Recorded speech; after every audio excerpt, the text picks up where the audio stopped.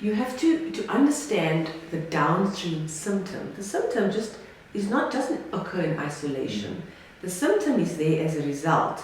It's your body showing you that something's not okay, right? But where is the something? The something starts off further down the line, right? So to identify what the something is.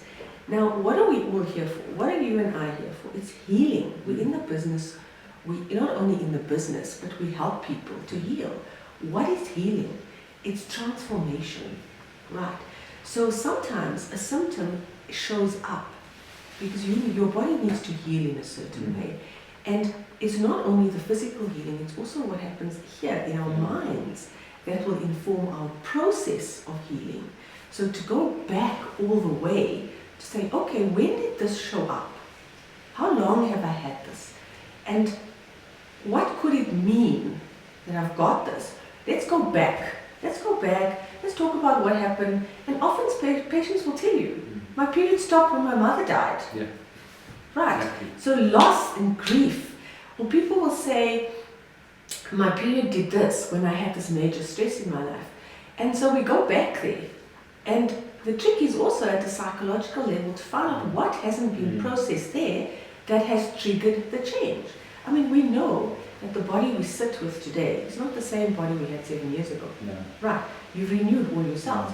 Our bodies are amazing. It has the process of apoptosis, which is programmed cell death. Yeah. It has an immune system. Yeah. It has a system that will renew. But what makes it so that every cell that comes down the line ends up, if somebody has a disease, in that disease state? What's the trigger?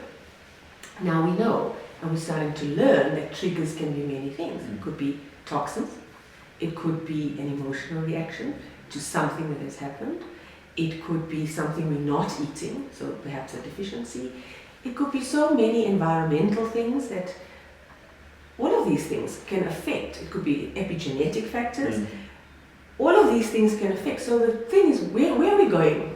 What created the problem in the first place?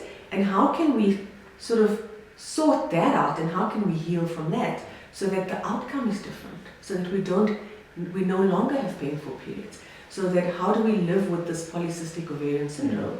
We may have it, we may label ourselves with it, but if we make significant lifestyle choices, we can live fulfilled, happy lives with having many babies, and it has no impact. Yeah, that's But right. the interventions have to be introduced along the way.